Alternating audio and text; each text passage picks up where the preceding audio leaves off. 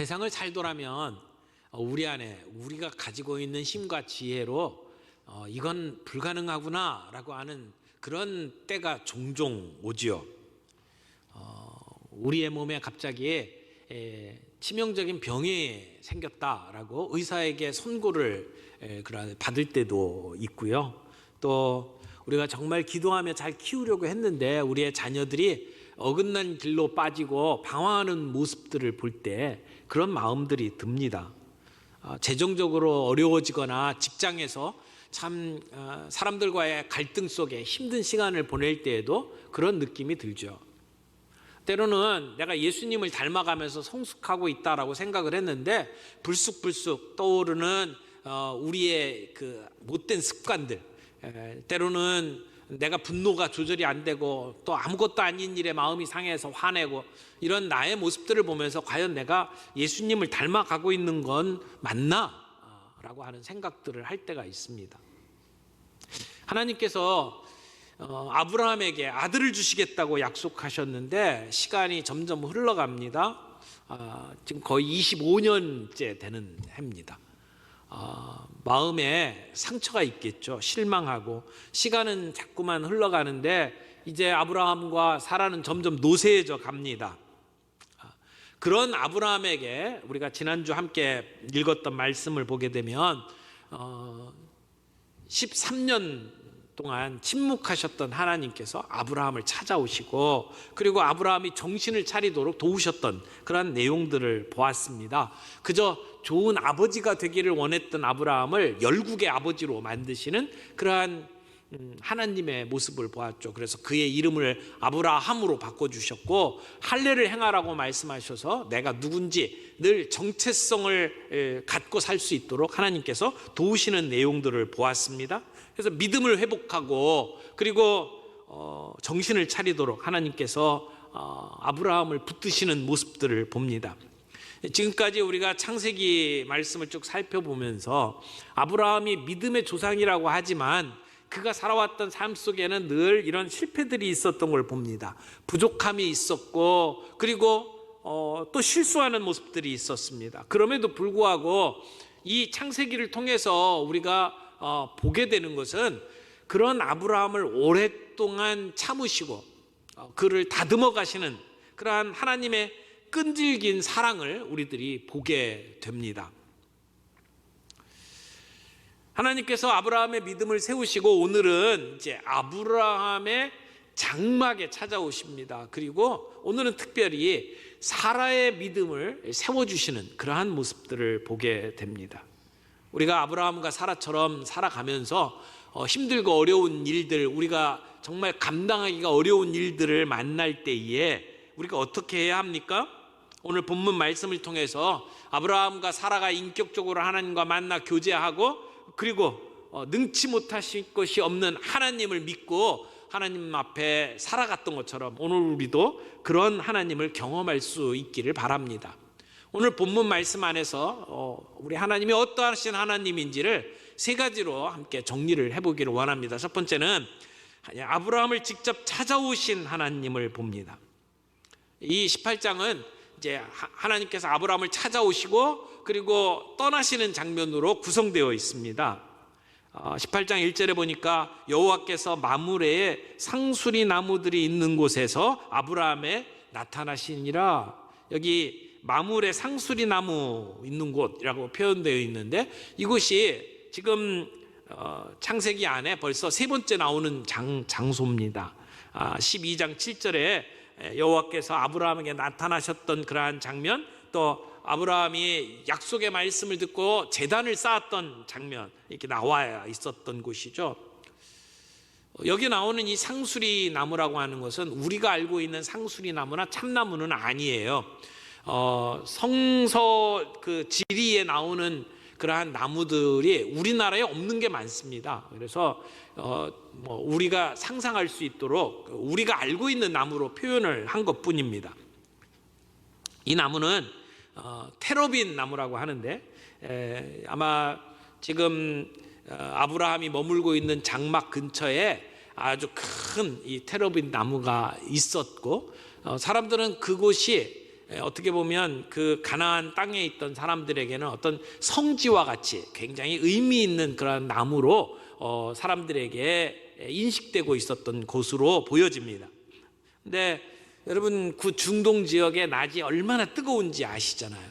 그러니까 대부분 사람들이 낮 시간에는 움직이지 않고 장막에 머물거나 쉬거나 낮잠을 잡니다.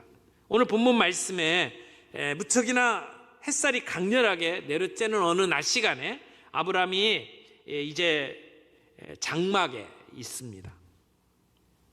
아마 하나님께서 아브라함에게 주셨던 말씀을 되새기면서 묵상하고 있었는지도 모릅니다. 그런데 그런 하나님이 지금 이게 창세기 17장 22절에 아브라함에게 말씀을 하시고 떠나셨던 아브라함이 이제 하나님께서 아브라함을 찾아오셨습니다. 장막 문 곁에 앉아 있었던 아브라함이 인기척을 느끼고 눈을 들어보니까 사람 셋이 서 있습니다. 우리는 이 중에 한 분이 하나님이시고 두 사람은 그 하나님과 동행한 천사라고 하는 사실을 우리는 나중에 성경 말씀을 통해서 파악을 할 수 있습니다만은, 아브라함은 그 당시에 그 일행이 하나님이신 것을 몰랐습니다. 그러나 이 중동 지역에서는 자기의 장막에 누군가가 찾아오게 되면 그들을 극진히 대접하는 문화가 있었죠. 이렇게 듬성듬성 그 장막에 거하는 사람들에게 누군가 낯선 사람은 굉장히 위협적인 존재였습니다. 그래서 가급적이면 그들과 적대적인 관계를 맺지 않고, 비록 악의를 흑심을 품고 오는 사람마저도 반갑게 맞이해서 그들을 친구로 만들기를 원했던 것이 그 중동 지역의 문화였습니다. 아브라함도 자기를 찾아온 이 사람들에게 달려나가서 허리를 굽히면서 인사를 하죠. 3절 말씀 보세요. 이르되 내 주여, 내가 주께 은혜를 입었사오면 원하건대 종을 떠나 지나가지 마시옵고, 이렇게 이야기를 해요. 그런데 아브라함이 보여주는 이런 친절과 이런 후한 모습들이 정말 놀랍기도 하지만, 진짜 놀라운 것은 아브라함을 찾아오신 하나님의 모습에서 발견할 수 있습니다. 하나님의 행동을 보십시오. 아브라함에게 사람의 모습으로 찾아오신 하나님, 그리고 아브라함이 친절을 베풀 때 거절하지 아니하시고 그와 함께 앉아 식탁에서 식사하고 계신 하나님의 모습. 하나님께서 우리 앞에 나타나실 때는 다양한 모습들로 나타나죠. 대부분은 모습을 보여주지 않고 나타나십니다. 아브라함도 이 이전에는 하나님의 음성만 들었어요. 눈으로 보지를 못했어요. 타는 횃불로 찾아오셨어요. 근데 여기 본문에서는 하나님께서 사람의 모습으로 찾아오십니다. 하나님께서 친히 아브라함을 찾아오신 거예요. 그러니까 아브라함이 거하고 있는 장막에 우리 하나님이 신방 오신 거죠. 이 안에 하나님의 놀라운 은혜가 담겨 있다고 믿습니다. 하나님께서 이 보잘것없는 아브라함을 얼마나 사랑하시는지를 보여주는 장면입니다. 아브라함은 그 하나님을 만나고 하나님께 대접하고 하나님과 함께 식사하고 있는 모습들을 보죠. 사실 고대의 언약 의식에는 이런 식사하는 그 내용들이 함께 담겨져 있었습니다. 그래서 계약을 맺으면서 이렇게 고기를 잘라가지고 놓고 그 사이를 둘이 걸어가면서 언약을 맺는다고 했잖아요. 그런 언약식에 늘 함께 음식을 먹는 것들이 포함되어 있었습니다. 그것은 지금 우리가 언약을 맺고 지금 계약을 맺은 것에 내가 평화롭게 동의한다, 이런 뜻을 담고 있습니다. 그래서 이스라엘 백성이 시내산에서 하나님의 언약, 모세의 언약을 받고 난 다음에 이스라엘 온 백성이 함께 먹고 잔치를 베푸는 장면이 나오죠. 또 예수님께서도 새 언약을 제정하실 때에 제자들과 함께 먹고 마시는 상황 속에서 새 언약을 제정하시는 모습을 우리는 보게 됩니다. 그러니까 이 함께 음식을 나눈다라고 하는 것이 굉장한 의미가 있다는 것을 우리는 알게 되죠. 언젠가 우리가 주님 앞에 서게 되는 날, 주님 재림하실 때 혼인 잔치가 베풀어진다고 그랬어요. 어린 양의 혼인 잔치, 여기도 잔치잖아요. 함께 먹고 즐기는 그러한 자리를 이야기를 합니다. 말로 다 할 수 없는 기쁨이 있는 자리, 그것이 잔치입니다. 하나님은 우리와 교제하기를 원하십니다.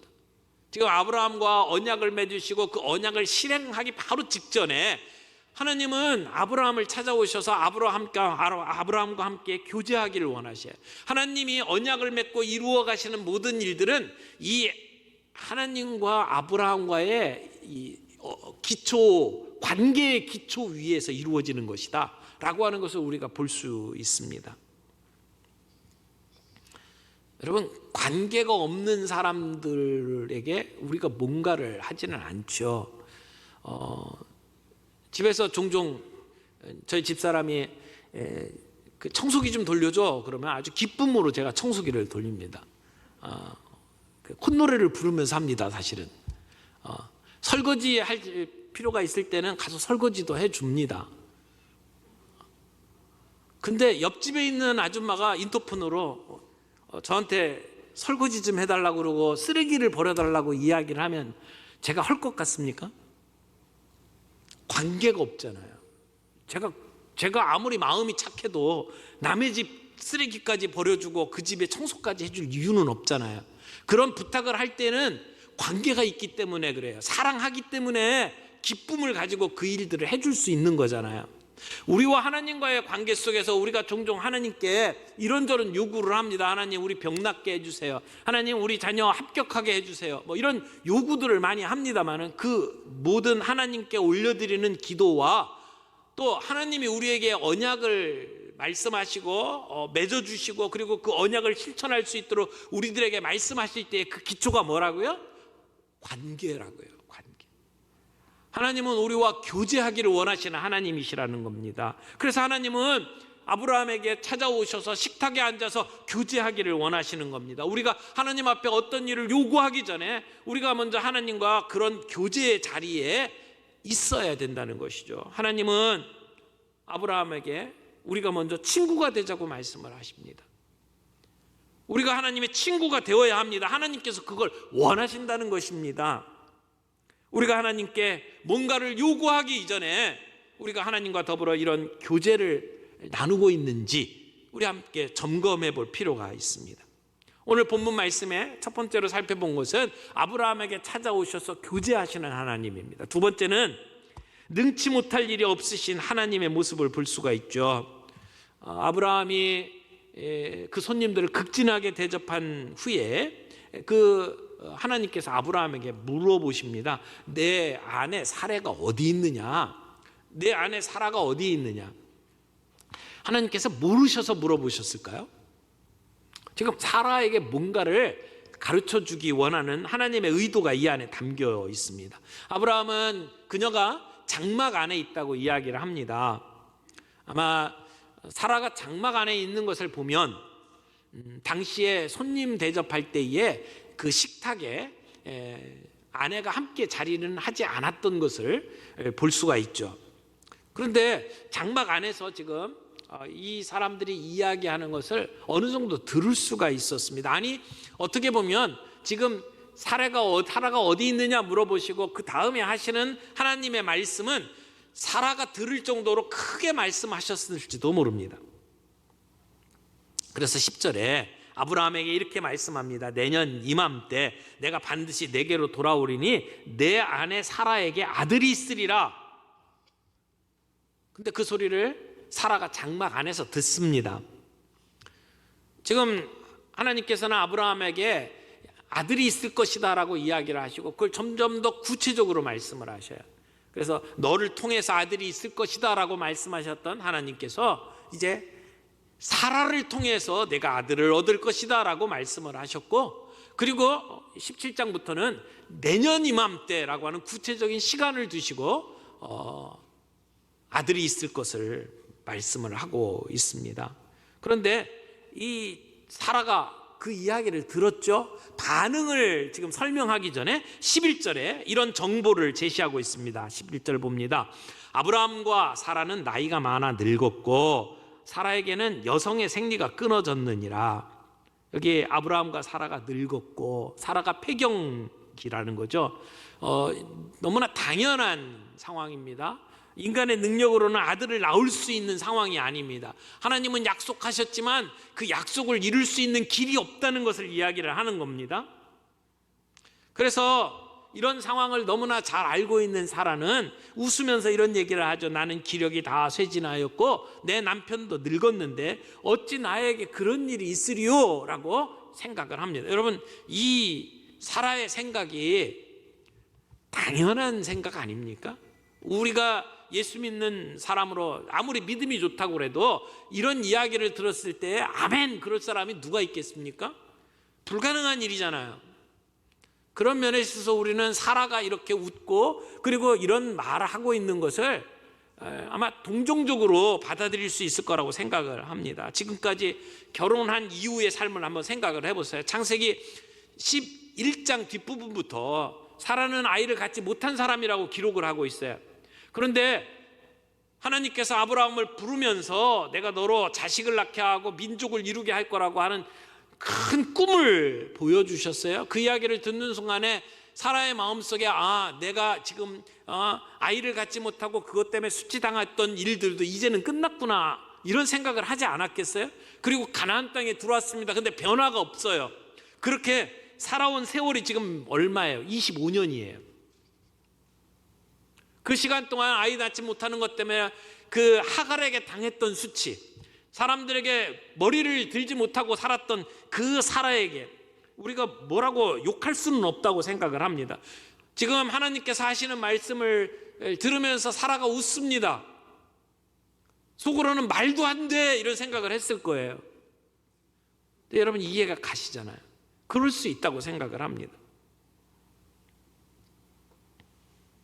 아브라함도 그 얘기를 들었을 때에 웃었습니다. 어떻게 보면 포복절도했는지도 몰라요. 아래를 바라보면서 주저앉으면서 웃었어요. 그런데 그때 하나님께서는 아브라함에게 그 웃는 것에 대해서 책망하지 않으셨어요. 근데 오늘 본문에 보니까 하나님은 아브라함에게 왜 사라가 웃냐라고 지적을 하고 계셔요. 지금 보이지 않는 곳에 사라가 있어요. 장막 안에 있습니다. 근데 하나님은 다 보고 계신 거죠. 하나님은 웃고 있는 모습을 보셨습니다. 중심을 보시는 하나님, 우리의 일거수일투족을 지금 보고 계시는 하나님. 하나님은 우리의 모습을 보실 뿐만 아니라 우리의 마음속의 생각까지 보시는 하나님이에요. 하나님 앞에서는 우리의 어떤 것을 가릴 수가 없어요. 숨길 수가 없습니다. 내가 웃었다라고 하니까 사라가 아니요 안 웃었는데요 그렇게 대답을 하잖아요. 사실 속으로 웃었잖아요. 겉으로 드러나지는 않았잖아요. 그러니까 인간적인 마음에서는 아니라고 말할 수 있을지 몰라요. 그러나 하나님 앞에서는 숨길 수가 없습니다. 우리가 하나님 앞에서 뭔가 숨길 생각을 안 하는 게 좋습니다. 우리의 있는 모습 그대로 주님 앞에 고백하는 게 낫습니다. 그런 사라에게 하나님께서 주신 말씀, 오늘 본문의 가장 중요한 말씀이 14절에 있습니다. 14절 보십시오. 여호와께 능치 못한 일이 있겠느냐? 여호와께 능치 못한 일이 있겠느냐? 하나님께서 주시는 말씀입니다. 어떻게 보면 자기의 불신이 노출되니까 사라가 아니라고 두려워서 거짓말을 합니다. 그때 하나님은 네가 웃었어 라고 이야기를 하면서 주시는 말씀이 여호와께 능치 못한 일이 있겠느냐? 우리 하나님께 어려워서 할 수 없는 일이 있느냐라고 물어보시는 겁니다. 여러분, 우리의 삶 속에 우리가 신앙으로 살아가면서도 종종 우리는 하나님을 믿고 하나님을 부르면서 살아가지만 종종 하나님이 전능하신 하나님이라는 것을 잊고 살 때가 많아요. 우리 앞에 놓여져 있는 불가능한 일이라고 생각하는 것은 무엇입니까? 내가 그렇게 오랫동안 기도해왔던 우리 가족들의 구원입니까? 이제는 시간이 너무 흘러서 불가능이야 라고 생각하고 있지는 않습니까? 내 삶의 나쁜 습관들이 고쳐지지 않는 것 때문에 나는 글렀어 라고 생각을 하고 포기하고 있는 분 없습니까? 내게 있는 고질병, 고칠 수가 없다고 주저앉아 있지는 않습니까? 내가 어렸을 때부터 꿈꿔왔던 어떤 꿈들이 더 이상 실현될 수 없다고 포기하고 있지는 않습니까? 그런 불가능의 벽에 부딪혔을 때에 주님이 우리에게 질문합니다. 내 주께 불가능한 일이 있느냐? 내가 믿고 있는 하나님에게 불가능한 일이 있느냐? 주님이 물어보신단 말이에요. 신학자 중에 월터 브루그만이라고 하는 아주 유명한 분이 있는데, 그분이 이 본문을 해석하면서 이렇게 이 하나님이 주신 이 질문, 여호와께 능치 못한 일이 있겠느냐라고 하는 질문은 하나님, 내가 믿는 하나님이 진짜 하나님이냐라고 물어보는 것이라고 해석을 했어요. 내 하나님이 하나님이냐? 여러분이 믿고 있는 하나님이 정말 불가능이 없으신 전지전능하신 하나님 맞습니까?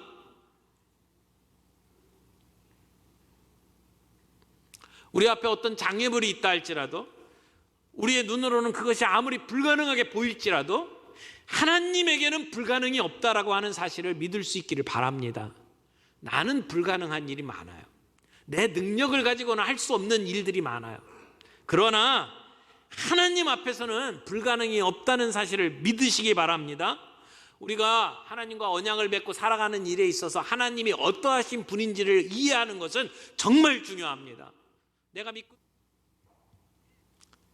우리가 불가능해, 다 끝났어, 내게는 소망이 없어, 가망이 없어 라고 생각했던 것도 하나님이 주신 약속의 말씀을 가지고 사건들을 볼 수 있다면 다른 관점이 보일 수 있다는 것입니다.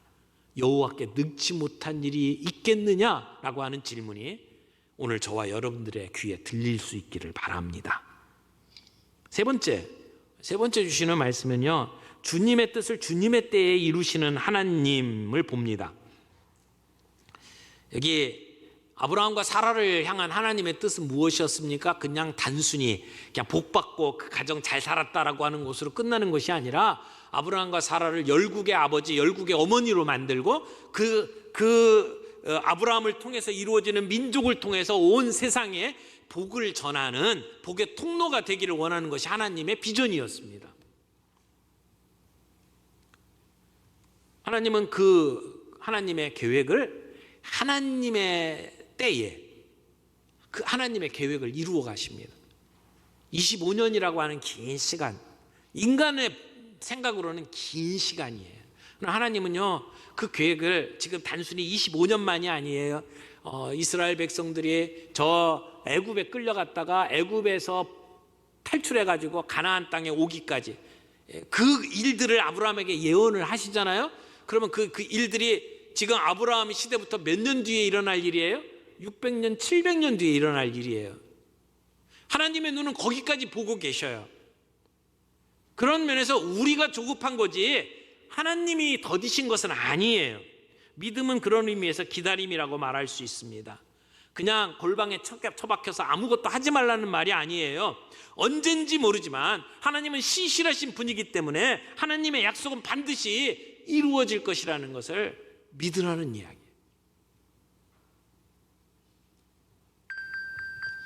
사랑하는 성도 여러분, 유대인들이 지키는 명절 가운데 가장 뜻깊게 지켜지는 명절이 유월절입니다. 근데 유월절 때 유대인들이 부르는 그 노래 중에 아니 마민이라고 하는 노래가 있습니다. 아니라고 하는 말은 나라는 말이고 마민이라고 하는 말은 믿다라고 하는 말에서 나온 이제 말인데, 그러니까 나는 믿는다라고 하는 의미의 노래입니다. 아니 마민이라고 하는 노래입니다. 근데 이게 그 아우슈비츠 그 수용소에서 이제 사람들을 이렇게 가스실로 보내고 다 죽이잖아요. 그때 이 사람들이 비참하게 죽어가면서 이 노래를 불렀대요. 내용이 뭐냐면 나는 믿습니다. 구세주가 오시리라는 것을. 그러나 그분은 조금 늦게 오십니다. 그래서 우리는 절망하고 있습니다. 이런 내용의 노래예요. 근데 그 아우슈비츠 수용소에 한 유대인 외과 의사가 있었습니다. 이 사람도 매일 그 노래를 불렀어요. 그리고 그 노래를 부르면서 가스실을 향해서 가는 그 자기 동족의 행렬을 보고 있었습니다. 그리고 머지않아 나도 저 행렬 속에 들어갈 것이라고 생각을 했었다는 거죠. 근데 어느 날 이제 노역장에서 같이 일을 하는데 흙 속에 파묻혀 있던 유리 조각을 하나 발견을 합니다. 근데 유리 조각에 비친 자기의 모습을 보고 깜짝 놀랐습니다. 거기에는 한 노인이 있었다는 거죠. 수염이 덥수룩하고 이제는 세상에 어떤 소망이 없어서 나 언젠가 죽을 것만 생각하는 노인 하나가 그 안에 있더랍니다. 이 사람이 그 유리 조각을 자기의 호주머니에 살짝 숨겨서 집어넣고 돌아옵니다. 그리고 감방으로 돌아오면서 자기는 더 이상 아니마민 노래를 그렇게 부르지 않기로 결심합니다. 그리고 가사를 바꿉니다. 이렇게 가사를 바꿨어요. 나는 구세주가 약속하신 대로 오는 것을 굳게 믿습니다. 사람들은 구세주가 늦게 온다고 절망하지만 나는 소망을 가지고 끝까지 기다립니다. 왜냐하면 구세주가 늦게 오시는 것이 아니라 우리가 너무 조급하기 때문입니다. 이렇게 노래를 바꿨어요.